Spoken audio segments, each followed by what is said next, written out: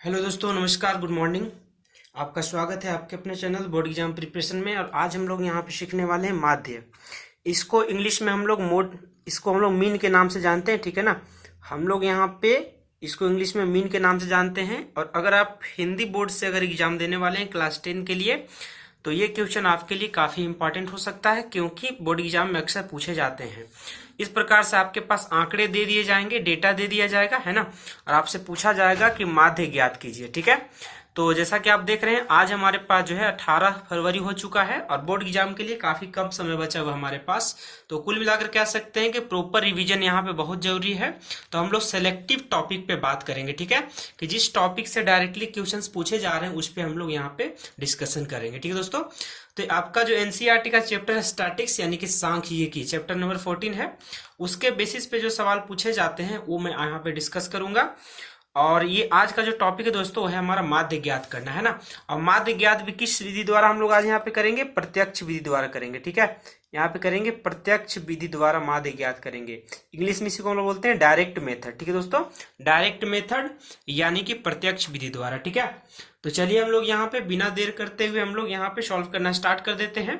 तो मान लीजिए अगर इस तरह से डेटा आपके पास दिया गया, वर्ग अंतराल दिया गया है, और मान लीजिए नीचे में आपके पास क्या दिया है? बारंबारता भी दिया हुआ है, ठीक है ना। तो बारंबारता का टेबल तो खैर मैं यहाँ पे नहीं लिखा हूं, है ना, ये बारंबारता का टेबल, लेकिन मैंने नीचे पे यहाँ पे लिख रखा हुआ है सबका, ठीक है।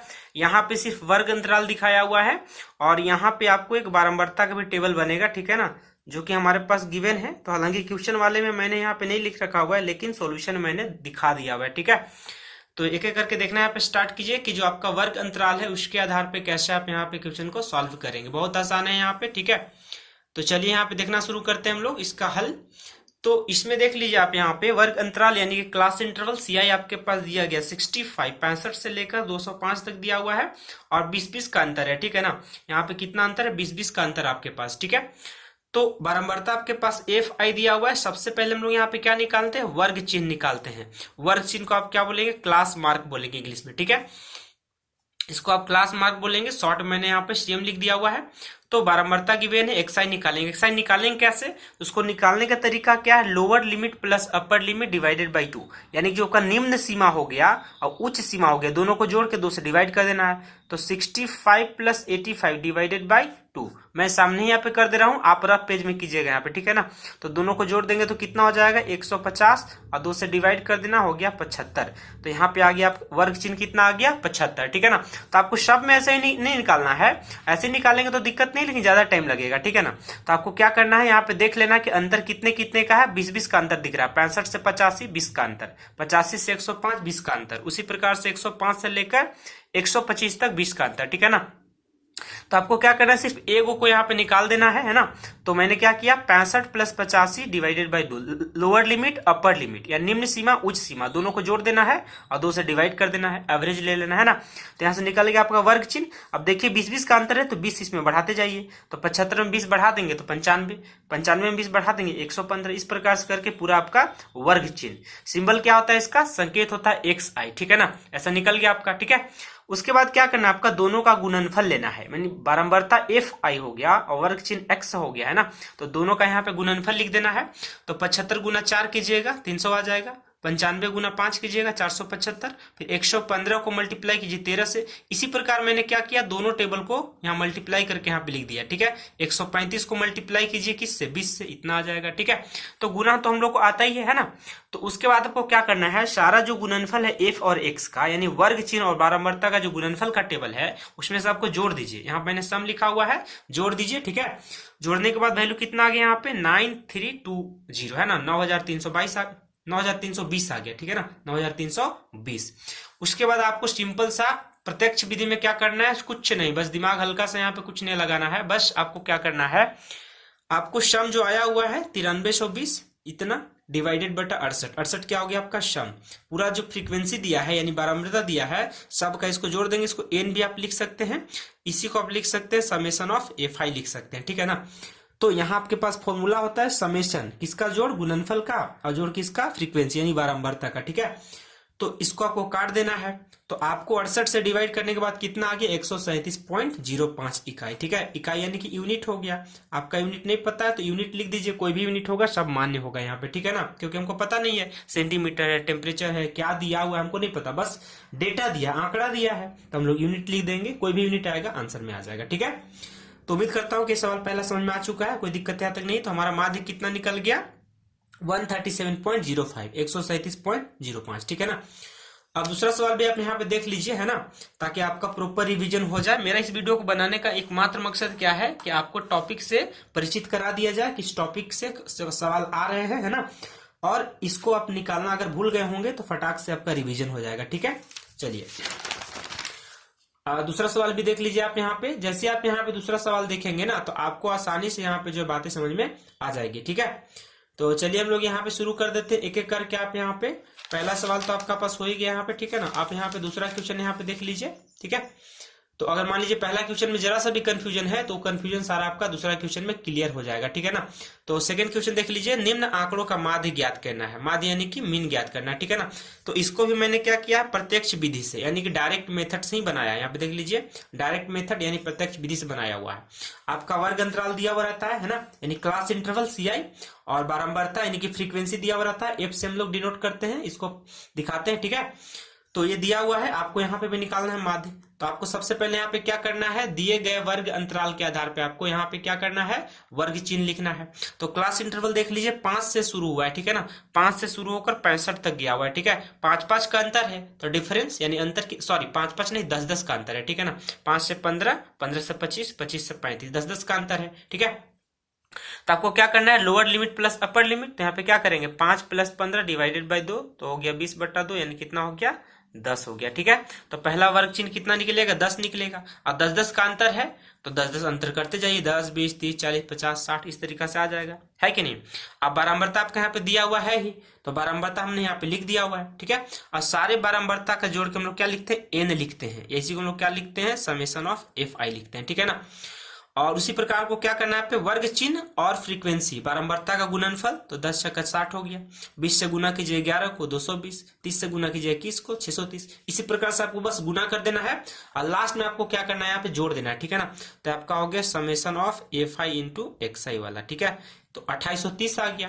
अब प्रत्येक विधि में लोग क्या करते हैं, सिंपली आपको फॉर्मूला पता है, यहाँ पे ये जितना वैल्यू आया उसको इस वैल्यू से क्या करना है, डिवाइड करना है। इस वैल्यू को इस वैल्यू से डिवाइड करना है। तो मैंने यहाँ पे डिवाइड कर दिया तो कितना आया 35.37। ठीक है ना, 35.37 आपका आंसर आ चुका है। ठीक है, एक लास्ट सवाल यहाँ पे देख लीजिए फटाक से, है ना, आपको क्लियर हो जाएगा।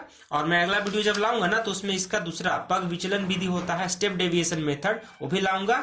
एज्यूम मीन मेथड होता है एक, है ना, कल्पित विधि इसको आप कहते हैं। ठीक है, तो वो भी विधि मैं लाऊंगा, लेकिन फिलहाल मैं यहाँ पे जो वीडियो लाया हूँ उसमें आपको माध्य सिखा रहा हूँ प्रत्यक्ष विधि के द्वारा। ठीक है, तो 3 क्वेश्चन मैंने इसमें किया हुआ है ना, तो तीनों क्वेश्चन फटाक से देख लीजिए, उम्मीद करूंगा कि आपको समझ में आ रहा है। ठीक है, तो इसमें देख लीजिए आपका ये भी क्वेश्चन बोर्ड एग्जाम में पहले आया हुआ है। ठीक है, तो यहाँ पे देख लीजिए दैनिक व्यय दिया हुआ है 100 से 150, 150 से 200, 200 से 250, 250 से 300, 300 से 350। ठीक है ना, और इसमें मैंने यहाँ पे बारंबारता नीचे में नहीं लिखा हुआ है, लेकिन आंसर जो है उसमें बारंबारता लिख दिया हुआ है। यहाँ पे 4, 5, 12, 2, 2 है ना, ऐसे है क्वेश्चन में दिया हुआ है, लेकिन मैंने डायरेक्ट यहाँ पे बारंबारता को हल करते समय आंसर में लिख दिया हुआ है। ठीक है, तो आपके पास क्या दिया है, यहाँ पे दैनिक व्यय दिया हुआ है। अब परिवारों की संख्या आपके पास यहाँ पे लिखा हुआ रहेगा। यहाँ पे 4 है, यहाँ पे आपका 5 है, यहाँ पे 12 है, यहाँ पे 2, यहाँ पे 2 है। ठीक है, नहीं आपका बारंबारता यानी कि फ्रीक्वेंसी हो गया। ठीक है दोस्तों, तो चलिए हम लोग यहाँ पे निकालना शुरू कर देते हैं। आपको कुछ यहाँ पे दिमाग नहीं लगाना है, बस हल्का सा क्या करना है देख लेना है। यहाँ पे लोअर लिमिट कितना 100, अपर लिमिट कितना 150, निम्न वर्ग सीमा वर्ग सीमा, है ना, उच्च वर्ग सीमा, दोनों को जोड़ के 2 से डिवाइड करना है। तो 100 150 कितना हो गया 250, और 2 से डिवाइड करेंगे तो 125 मैंने लिख दिया। अब देखिए यहाँ पे 50-50 का अंतर है, तो 50-50 जोड़ते जाइए यहाँ पे, इस प्रकार से आपको निकल जाएगा वर्ग चिन्ह। ठीक है, क्लास मार्क, वर्ग चिन्ह का मतलब क्या होता है, क्लास मार्क। ठीक है, और फ्रीक्वेंसी F यानी कि बारंबारता दिया हुआ है, आपको क्या करना है, यहाँ पे बारंबारता से गुना करना है, यहाँ पे लिख देना है। फिर 175 का बारंबारता यहाँ पे है, इससे गुना करके यहाँ लिख देना है। उसी प्रकार सारे गुना करके यहाँ पे लिख देना है, और जितने भी गुणनफल आता है सबको यहाँ पे आपको जोड़ देना है। तो summation of Xi into FI कितना आ गया 5275, 5275, ठीक है ना। और यहाँ पे सम करने के बाद कितना आया हुआ 25 आया हुआ, 4 और 5 9 और 12 और 9 कितना होता है 21, 21 और 2 23 और 2 कितना हो गया 25, ये आपका 25 हो गया है, ठीक है। तो आपको यहाँ पे क्या करना होता है, सिंपली यहाँ पे बहुत आसान तरीका कि आपको यहाँ पे ना जितना आता है गुणनफल का योग यानी सिग्मा FI XI उसको रख देना ऊपर पे, और जितना फ्रीक्वेंसी बारंबारता उसको रख देना नीचे में, है ना, और डिवाइड कर देना है। तो मैंने डिवाइड किया तो कितना आ गया 211, तो आपका क्या हो गया आंसर हो गया, ठीक है दोस्तों। तो उम्मीद करता हूं दोस्तों कि आज का वीडियो में आपका रिवीजन हो चुका होगा, ठीक है ना। जो आपका किसी भी बोर्ड का, अगर आप मान लीजिए स्टूडेंट्स हैं, अगर हिंदी मीडियम से बोर्ड एग्जाम देना चाहते हैं ना, तो ये सवाल आपका पूछा जाता है बोर्ड एग्जाम में, है ना। और अलग अलग बोर्ड में अलग अलग हिसाब से पूछा जाता है, किसी में 3 नंबर में, किसी में 4 नंबर में पूछा जाता है ना। तो अलग अलग एग्जाम में मतलब अलग अलग, जैसे मान लीजिए Jharkhand board, Bihar board, UP board, Haryana board, तो वो डिपेंड करेगा किस बोर्ड में आ रहा है, तो उस हिसाब से अलग अलग मार्क्स, कहीं 3 नंबर तो कहीं 4 नंबर का सवाल हो सकता है, ठीक है ना। लेकिन ये रहता हर बोर्ड में करीब है ना। तो चलिए उम्मीद करता हूं कि आपको जो डायरेक्ट मेथड है यानी कि प्रत्यक्ष विधि आपको समझ में आ चुका है। इंग्लिश मीडियम में भी आपको कुछ नहीं करना होता है, यहाँ पे जैसे आपका दैनिक व्यय लिखा हुआ है तो डेली एक्सपेंडिचर लिखा हुआ रहता, CI की जगह क्लास इंटरवल रहता, वर्ग चिन्ह की जगह क्लास मार्क, बारंबारता की जगह फ्रीक्वेंसी, है कि नहीं, इस तरीका से वहां लिखा हुआ रहता। बाकी कोई खास अंतर तो है नहीं। यहाँ पे माध्य लिखे हुए हैं, तो इंग्लिश मीडियम में अगर लिखेंगे तो आपको मीन लिखना पड़ेगा, है ना। मीन किसके द्वारा, डायरेक्ट मेथड के द्वारा यानी प्रत्यक्ष विधि के द्वारा, ठीक है। तो उम्मीद करता हूं कि सारे जो स्टूडेंट्स हैं उनको समझ में आ चुका होगा, ठीक है ना। तो अगले वीडियो में हम लोग जब मिलेंगे तो अगला टॉपिक लाएंगे। अगर मान लीजिए अगला टॉपिक हम लोग बनाते हैं माध्य निकालने का, तो किसी दूसरे विधि से भी सीखेंगे। और इसके पहले अगर मेरे चैनल में देखे होंगे आप, तो बहुलक यानी मोड निकालना मैंने सिखाया हुआ है। और अगली वीडियो जब मैं बनाऊंगा तो वहां पे मीडियन लाऊंगा, ठीक है ना। अगला वीडियो में मैं क्या लाऊंगा, मीडियन यानी कि माध्यक, इसको आप माध्यक बोलेंगे या कई दफा माध्यिका भी हम लोग कहते हैं, ठीक है ना, माध्यक या माध्यिका।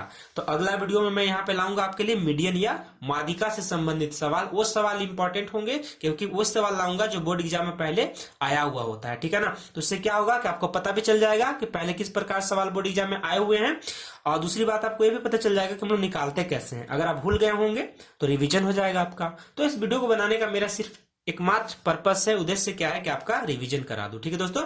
तो चलिए आज के लिए इतना ही। अगर वीडियो पसंद आता है तो लाइक कर दीजिएगा, चैनल पे नए हैं पहली बार देख रहे हैं तो सब्सक्राइब कर लीजिएगा, ताकि इसी प्रकार का वीडियो आपको मिलता रहे और बोर्ड एग्जाम के लिए यूजफुल हो जाए, ठीक है दोस्तों। चलिए तो मिलते हैं इसी प्रकार के नए वीडियो के साथ। आज के लिए बस इतना ही, ठीक है ना। तब तक के लिए जय हिंद, वंदे मातरम।